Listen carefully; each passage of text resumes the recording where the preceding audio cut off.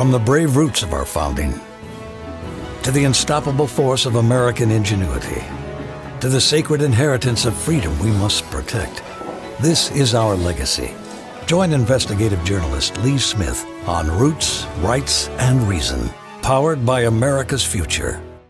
Hi, I'm Lee Smith. Welcome, and thanks for joining us for this new episode of Roots, Rights, and Reason. This week, we're discussing how Western civilization came to rule the world through the Western way of war. Our guest today is Victor Davis Hanson, the well-known commentator, classicist, and historian of ancient and modern warfare, argues that the Western way of war is a distinctive tradition that developed in ancient Greece. It continued through European and American history. According to Hanson, this way of war emphasizes decisive, head-on battle aimed at quickly destroying the enemy's ability to resist, rather than engaging in prolonged or indirect conflict. Hanson traces the tradition back to Greek hoplite warfare, where citizen soldiers fought in disciplined formations, seeking a single, decisive clash. This preference for direct engagement carried forward later into Western history. From Roman legions to modern militaries, Western forces have emphasized discipline, organization, technological superiority, and the concentration of force to achieve quick, decisive victories. Warfare is also closely tied to the state, supported by strong economies and bureaucracies, and aimed at eliminating the enemy's capacity to wage war. In contrast, many non-Western approaches, both historically and today, emphasize indirect, asymmetric, and prolonged forms of conflict.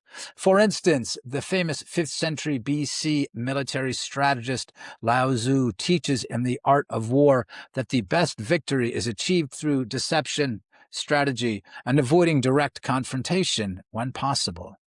A modern example of this indirect approach can be seen in the Islamic Republic of Iran's use of proxy warfare. Rather than engaging in large-scale conventional battles, Iran funds and trains terror groups across the Middle East, like Hezbollah, Hamas, and the Houthis, to advance Iran's strategic goals. This strategy allows Iran to project power and wage conflict while avoiding direct responsibility and reducing the risk of full-scale retaliation.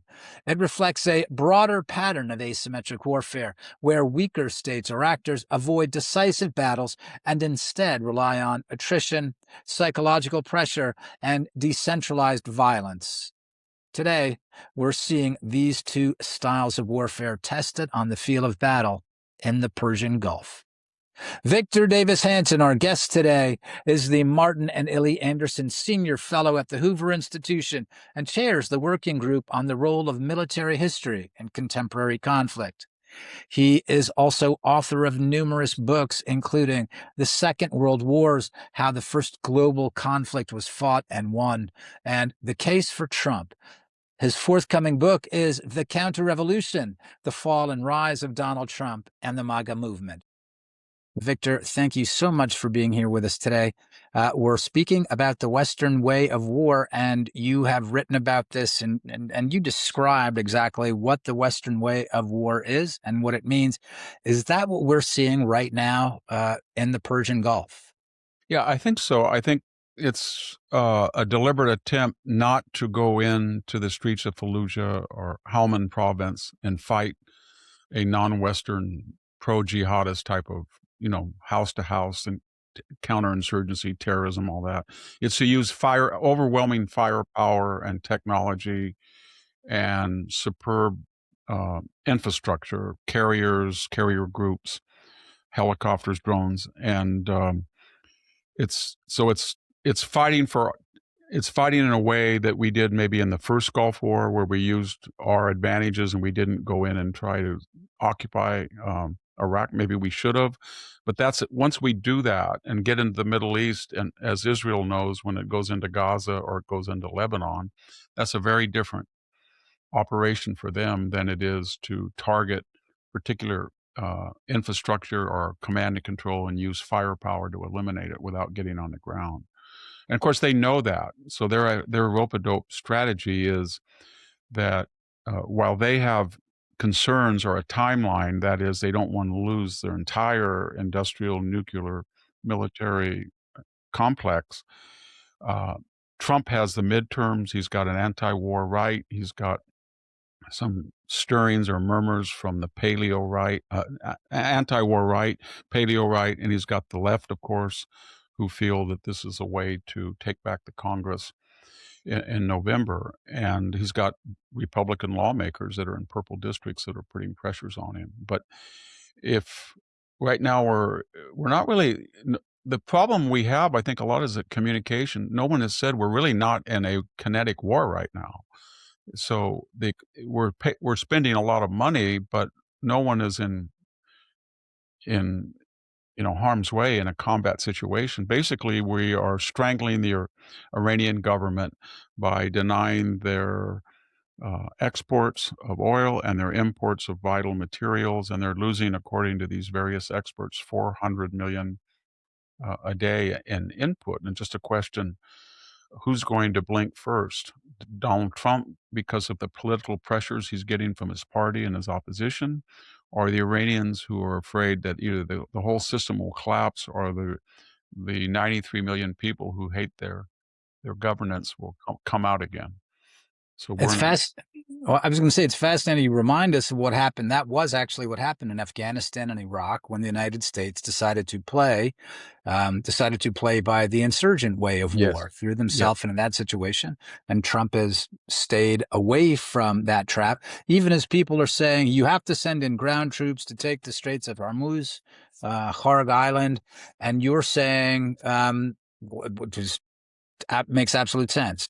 If you do it, you are giving the advantage back to them. Yeah, I don't think we have to. I mean, if you want to harm Kharg Island, there are port facilities, cranes, dock works that we can hit without hitting the oil.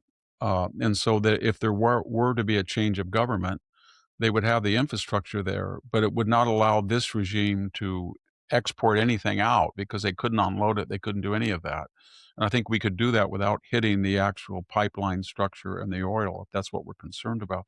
The other thing is that Iran is facing not just short-term pressures because of the blockade and the damage to their infrastructure, but it's also, there's sort of geostrategic things going on. They're not immediate, but when the Emirates leaves OPEC and it says that we have our own concerns, we were attacked by Iran, we want to fix our infrastructure. Oil is $100 plus a barrel, and we are operating under 20 or 30% restraint that we can't pump fully. Well, the other 22 members are going to say, well, if they're going to do it, then we might as well. And the net result would be, I think you would see oil prices markedly collapse because all of those, not all of them, but the majority of them are not pumping to full capacity. And if the cartel broke up, each one would be freelancing. And then long term, the United States is probably going to up, I think it can up at another million barrels in 2 or 3 months. Venezuela is coming back on, and Russia, for evil or good, will probably be pumping a lot. So long term, it's not good for Iran. And the Emirates and Oman are working on pipeline to double their capacity in the Gulf of Oman, where you don't have to go in the Straits. Saudis are talking about increasing their pipeline production ability in the Red Sea. So you could see long term that Iran would be, this regime, if it's in power, would be severely hampered because of what it birthed. And then of course Russia's out of the Middle East. Everybody says they're a winner. They're bogged down in Ukraine. They're out of the Middle East. China and Russia are out of the Western Hemisphere after the Maduro and Panama. So there's a lot of things going on that no one talks about, but they tend to be all in the interest of the United States. I like how you give us the big picture because, again, a lot of people are just looking at, well, I mean, a big problem that the president has is when we talk about the support for the war, I mean, it was a given that the Democrats can't support it. because the Democrats made protecting Iran, especially its nuclear weapons program, a core Democratic Party interest after Barack Obama's Iran deal. So Yeah. it's really great that you give this full picture here. To what extent are blockades and this kind of economic warfare, how does this fit into the arsenal of the Western way of war? Well, the thing about it is all of Iran's technology is borrowed or adapted from either Europe or the United States or westernized Asian countries. So when you blockade the oil, everybody's talking about that, but the blockade works two ways. So unless they can get a sufficient amount on their rail line through two different countries into China or into Kazakhstan or Russia through the Caspian Sea, they're not going to be able to import at the volume they need to restore their pharmaceutical industry, their steel industry, and people in their home when their TV breaks down, when uh, their oven doesn't work. All of those components have to be imported, and so it's starting to. It'll start very quickly that they will not have the wherewithal in the military sense even to start to service these things. Right now, the only card that they have and why that I think Trump is tentative is the blockade is starting to strangle them. At some key point, a week from now, 2 weeks, 3 weeks, Iran has to make a decision. They have to say to the United States, you better stop this, or, and what will that or be? It will probably be, we're going to send a lot more missiles that we have hidden than you think, and we're going to send them as they have been. 5,000 of them were sent at the 6 Gulf Council states.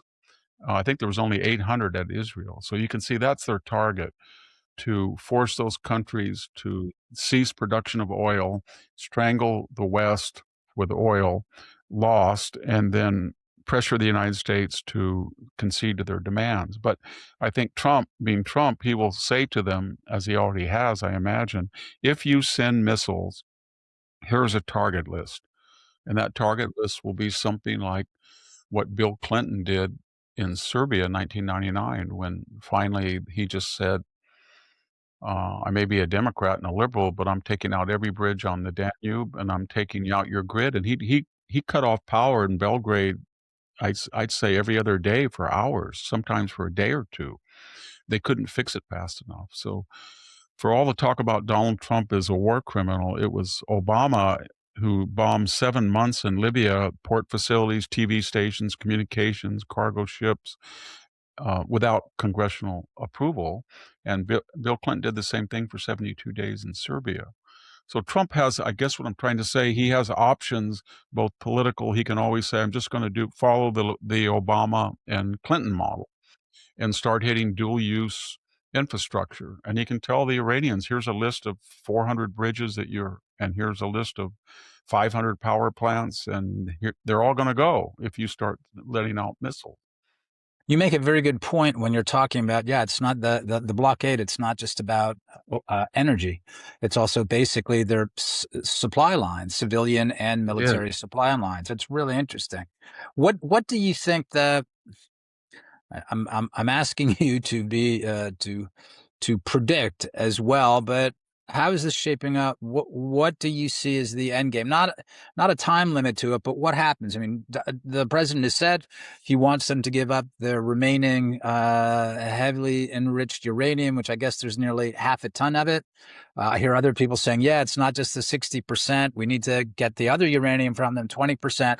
So there's a lot. And then also he wants to make sure that they have no ability ever, at least under this regime, to build a nuclear weapon. So what's the end game now? Well, I think because he's got 6 months for the midterm, so I would give him a month of the strangulation. And it's kind of what Lincoln did in the Civil War to the South, or the Anaconda strategy. Everybody said it wouldn't work, and it really did work. But it took a while to get going. Well, it's got going now. They're not getting anything out, despite what Senator Murphy or people say. So I guess what I'm saying is, in the next month, if they are losing $500 million in economic input production, output, I should say, and they're not getting any strategic materials in there, or at least not in the quantity that they need to survive, then there's going to be increasing friction between these four warring groups for power in that country. We don't know right now to what degree the Islamic Revolutionary Guard Corps or the theocrats that are still under whoever he is, Khamenei, we don't know what their role is. We don't know what the elected officials' role is, and we don't know what the regular military. But all of them are worried that one of the other cliques or cohorts will call them weak or appeasing. So they're all mouthing this hardliner stuff. But I think it's all for internal consumption. By the same token, they're all worried also that if the thing starts to totter and it starts to slip away, they don't want to be the group that is responsible for killed 30 or 40,000 Iranians. So they're all worried also that they're going to have a collective noose around their head in some kind of, Nuremberg trial if the people take over. And they're also worried that if the hostilities start again, they've come out of the woodwork a little bit, and they're all going to be targeted by the Israelis. So the result is, I think that chaos among those warring groups is going to increase. And at some point, some person, if the blockade continues, is going to want to cut a deal and say, okay, we renounce the use of nuclear weapons. We'll let you or the International Committee come in and investigate or take away what you need. You can look at our missile inventory. We're not going to, I don't know if they're able right now to give Hamas and Hezbollah and the Houthis any money. I doubt it, but they're going to have to cut off that. And we'll see. It could be a Venezuela-like solution where you get a strong guy, secular guy from the army who says, I'm a dissident army officer, I'll follow that. Or it could be a transitional government. But I don't think that's just so somebody is willing to meet our demands, and we have to find a way where they're going to meet our demands. Right now, it's kind of absurd what they're saying. It would be as if on September 2nd, when we sent the huge Pacific Fleet and the U.S. Missouri into Tokyo Bay, and they were completely obliterated, all their military, but they had 7,000 kamikazes left, I guess, and they said they had 1.5 million people under arms on the mainland. But it would be as if the Japanese delegation said, we're not going to surrender. We reject your, and what are you going to do about it? Well, we would have kept bombing. So they're at the same equivalent state. They have no military wherewithal, so to speak, and they're going to be starving very soon. But that regime is it's not tenable. It's not sustainable to keep saying we're not going to listen to you. We're going to attack you. If they attack them, they're in 1 hour they're going to lose everything, and they've already lost. Some estimates are almost $500 billion of military hardware, industrial capacity, nuclear installations. And all that was, that was acquired over 50 years, almost 47 years of investment. So even if we just decide, well, we've got most of our objectives, I wouldn't agree with this, but if we just now left, I think we should at least stay a month and tighten it up. Then they're going to have to spend, I don't know where they're going to get the money. We could still keep the blockade going with one carrier group. And I don't know where they're going to get the money to fix everything. And then especially tell their people, well, we need 50 million a month to give to Hezbollah and 50 million to Hamas and the Houthis. And then we want to build another underground cavern for 10 billion. It would be very difficult. So, when they took the wall down, the people crashed it, and everybody said the Soviet Union would fall. It took the Soviet Union 2 years. And in Eastern Europe countries, some of them fell in a week or two, but some of them took 3 or 4 or 6 months. So once you light the fuse, it doesn't mean everything blows up all at once. It is interesting, because I guess a lot of it comes down to the nature of regimes. I mean, you talked about the imperial Japanese regime, and they said, okay, we're finished. And the Iranians have not.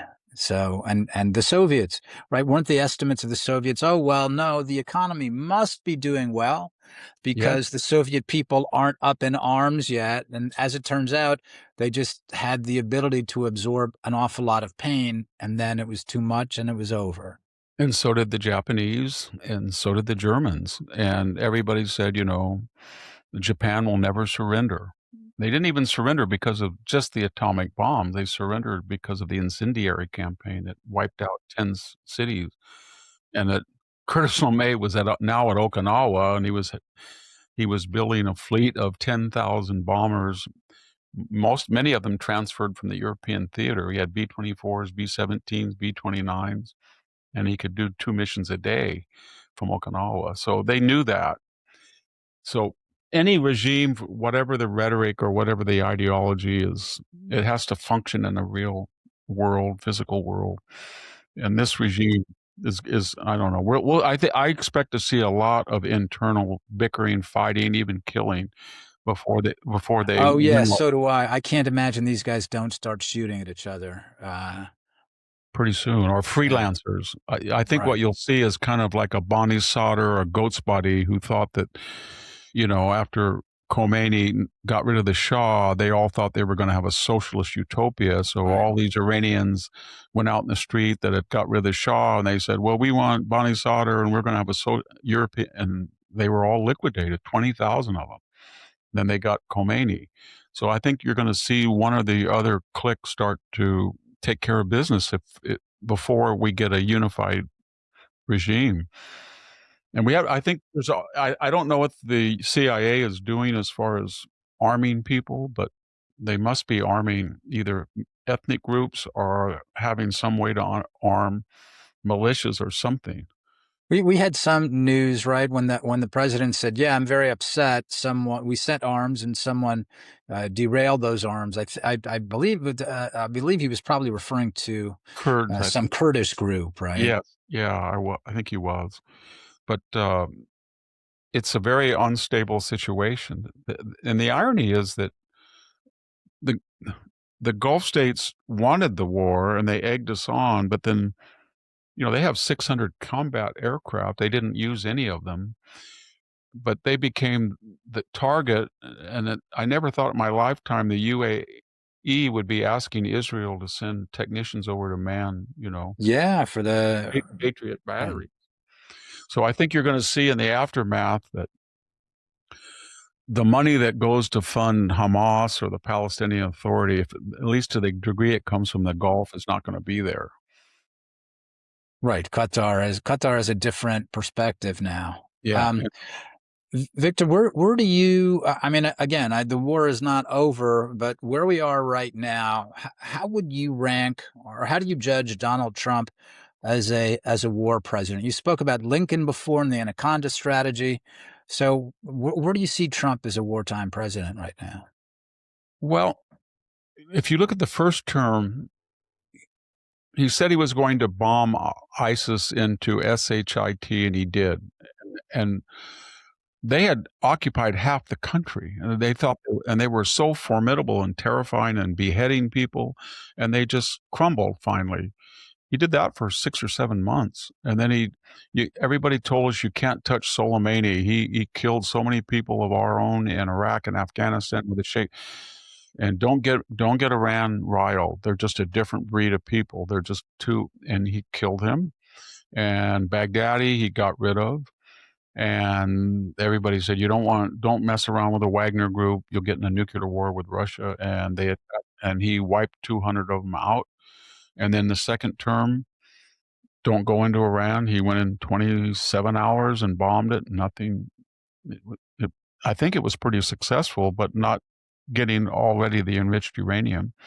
And then Maduro, I don't know how he pulled that off, but he had a coup and extradited Maduro and didn't have any combat losses. And now he's kind of got his boot on the neck of these Maduro residuals that will have to do what we say, or there'll be a revolution in the country. I think they're very gradually encouraging the opposition to come out of the woodwork slowly and carefully. And then, so in all of that context, it's tragic, we've lost 13 people, but Joe Biden lost 13 in that humiliating 50, yeah, 50 billion we left in hardware. So I think it's been pretty good that he's been able to do all of this without, he's been able to do all this without ground troops.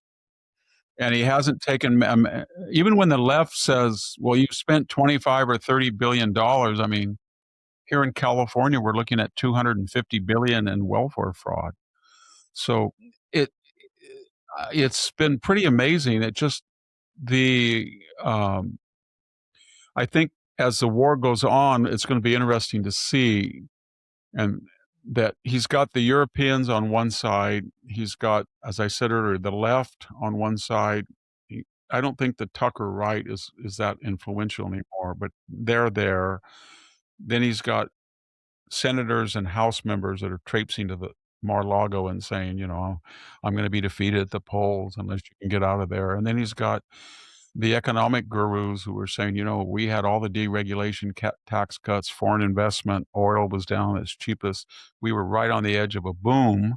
We got to get this going again. And he's in the middle of it all. And then he's got some people like Rubio who are saying, steady, you have a chance for historic reworking of the entire Middle East. It's not just Iran.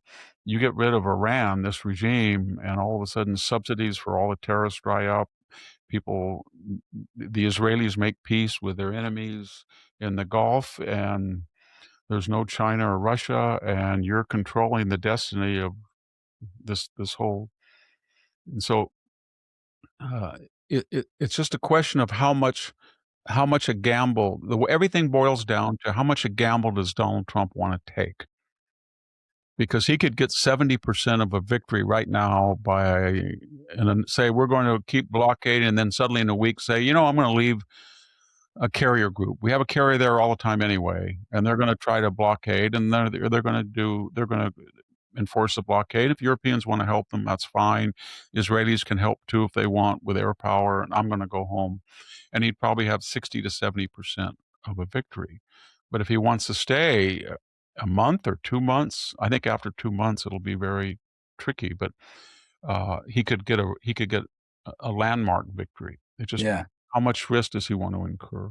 Historic. I mean, we heard that from some of the finance guys when Jamie Dimon, for instance, is saying, well, yeah, you know, no one likes higher oil prices, but this is a chance to, you know, to perhaps create long-term stability in a very important region, and that will change things. So that's amazing. Yeah. It's what 7 past presidents all said the same thing. They can't have a nuclear weapon. Right. And that regime has to be controlled. A lot of the problems we're having, the enrichment up to 60%, probably started under Biden. Once he released ended all the sanctions and released embargoes on imported products, and they were getting $100 billion, $200 billion in revenue. So that was the ascendance, and they reached their peak on October 7th, because everybody knows, whatever their denials, they were the architects and the banker for October 7th. And that, at that point, everybody said, oh my God, they have gone into Israel. They've killed 1,200 civilians. The Houthis have shut down the Red Sea. Hezbollah hasn't even entered the fray yet with all their rockets. Hamas has got hostages in tunnels. The Europeans are, there's no way we can defeat this monstrous Iran. They've got all these missiles. They were saying, you know, Hezbollah has 200,000 rockets and we have 10,000 missiles. And that's all history now. It all vanished. And that was because of Trump and the Israeli Air Force and Netanyahu. Victor, this is great. Your broad and historical perspective of what's happening here. Before I let you go, I just want to, you know, our audience, I mean, audiences around America love you. Your contributions to help us understand the world, how to understand history, our present, and stuff like that. And so, you know, of course, a lot of people are concerned to hear about your different your different medical issues. And we just wanted to check in and ask and see how you're doing. You look fantastic. You sound great. I don't know that. but there's so much love for you all over. I know our Thank you. audience just wants to hear, how you're doing. Well, I'm kind of in a holding pattern. On the last day of 2025, I had a mass in my lung, and all year long, I had scans and the regular checkups and scans, and people had insisted that it was benign. It was pneumonia or valley fever or something, but it was actually the damage from a cancerous tumor that was inside this collapse. And I had that out at the end of the year, and it was a 4 hour, it was the size of a baseball, the mass. And everything was going well. And then, I guess you'd call it an aneurysm. The artery opened up, and I lost immediately 3 liters of blood. They had to take me immediately out of the ICU, back in, open me up, and I had 5 blood transfusions, 1 platelet. And as a result of that 8 hours, for the last 3 months, I'm healing from the lung operation, but the anemia and the damage to the heart, when it tried to compensate, with the loss of blood volume, and it was beating too high for too long, that I had some heart damage that I think I'm on end of 3.5 months that will go over. But I've been kind of weak and fatigued and dizzy, and because of the massive blood loss. And I had 5 different. I'm a universal recipient of rare AB negative, so I had 5 different types of blood, and I think I got some allergic reactions. So that, I think, I'm getting better. I have good and bad days still, but it's only been 3.5 months. But the cancer was a very rare mutation type, and so unfortunately, it couldn't be treated with immunotherapy or chemotherapy. So after they removed it, they when they typed the cancerous tumor, it was called the Krastux G12R, which means nothing works on it. So now it's just a question: will it come back? And it does have a tendency to come back in at my stage, about 40% of the time. And so what they do is they give you a DNA test, and targeted for your mutations. It's state of the art. They've only been doing it for a couple of years. And then if they find one blood cell of cancer circulating your system, they know that it's going to land somewhere. In my case, I think it's likely to land in the lung, pancreas, or brain. And where it lands matters how they can treat it. So if it's in the lung again, I suppose they could either go back and cut it or radiate it. But um, so far, they haven't. The good news is, when they took this mass out, the surgeon was very gifted, and he was the one that went back in and said, that's not just a mild leak, that's an artery. And he was able to not let me bleed out. I almost bled out. So he kind of saved my life. And so anyway, he got a lot of he got all the lymph nodes that he got were all negative. And he did a lot of, I guess you'd call it standard. They scrape, when they take out the lobe, they scrape around it, and they take all the vessels that were cut and tied off, and they examine all of that. And they call that a clean surgery. And I had a clean surgery. But because of the size, there's disagreement whether you should type the whole mass, which includes dead tissue and the tumor, or just the tumor. And that makes a big difference on your prognosis. And so if you're one group of people said, well, there must be cancer in that mass, so it's a whole thing, then it's stage 4. If it's just a contained G1, they call it, and it was a G1 where it had a diameter you could see. But it's a very rare thing, so that was part of the problem with diagnosing it. They hadn't seen that type very often. But I'm trying to work and get my mind off everything, and I have good and bad days. If I try to walk too much or do too much, I usually get what they call episodic tachycardia, where your heart, it's not AFib anymore, but it just says to you, slow down. You don't have the lung capacity to do that. And when you don't have the lung capacity to do that, I have to beat the heart faster to get the oxygen to your brain. So just stay. If you don't stop, I'm going to keep doing this, and then you're going to faint. So I have to stop. It's been kind of strange and funny. We have a farm, and I'll be telling my wife, I think I feel pretty good today. I have a steady heart rate. I want to walk. I'm going to walk 4 or 5 miles today. I'm going to go out in the orchard, and then all of a sudden, bam! I felt great, and then I get dizzy, and I have to sit down. I have to call my wife to come and get me.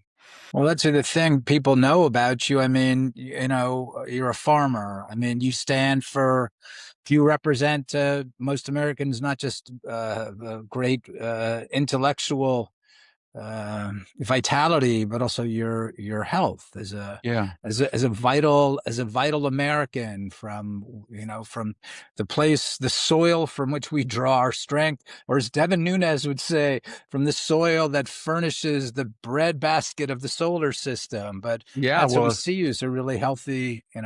I hope so. It's very frustrating to live on a farm, and even though my siblings, we had 180 acres here, but I only have 40 now. But it's a very active place. I rent it out, but you see people come in. Hey Victor, you got a problem here, uh, or the renter will say, "I'm going to spray today. What are you going to do? Tell me, can I use the pump?" Stuff like that. Or then I have a 2-acre yard, so I wanna go out and prune, but if I start pruning or doing anything, I start to teeter. So the good news is it's all that the cardiologist says it's temporary, that he did an echocardiogram, EKG, and he said, "Your heart is sound." You don't have when we take out that much of a lung and you've had that much blood loss, I guess they call it autonemia, that your autonomic system, your vagus, everything is out of whack, and until it gets back in whack, everything is hypersensitive. So I was on a View the other day, a podcast we were taping, and I got kind of animated, and somebody said, "You look a little dizzy," and I never had an Apple Watch in my entire life. I never checked my heart rate in my entire life, and I wear one now, and all of a sudden, I said, "No." When I came in here, I checked, it was my normal 58, and I looked down, it was 109, and that doesn't seem that high when you jog or anything. You tried to jog at 115, but, uh, something about losing that much blood and my age and the volume and the anemia, it all kinda and the lung capacity. So, that's all. I'm very optimistic that I'm gonna get. In fact, I just took a blood biopsy, and I should get last week, and I get the results today or tomorrow, and I'm hoping that it's negative, that there's no cancer in the blood. And then I have a brain and, pancreas, lung too, CT next week at Stanford. You have a lot of people praying for you because, Well, I again, appreciate it. I so many. Yeah, just so many Americans just love you. Everything that you've written, the stuff that you say, the stuff that you explain to us so we understand things more clearly. And of course, your extremely generous demeanor and your wit, well, I appreciate you're cherished. I We love really you. I really had a lot of nice letters. I really made a difference. And as a nurse said to me, uh, when I was in the hospital, she goes, "I don't understand. You're 72 and you had 6 transfusions, and you're still reading a book right now. Yeah. Why?" And she goes, "This is pretty amazing." And I said, "Well, I feel like a truck ran over me." And she said, "Well, you're not in the ICU, and that's a big difference." So I was very lucky, I think. Condoleezza Rice, our director, she was monitoring, she was the one that suggested I go to Stanford, and she did a lot. She was really monitoring my situation. Our She was director helping. too. She generously alerted Americans who were following how you were doing. So Yeah, it's she very was. kind of her. Yeah, that was a big help. Well, Well, anyway, Victor, well, no, I thank you so much for your time.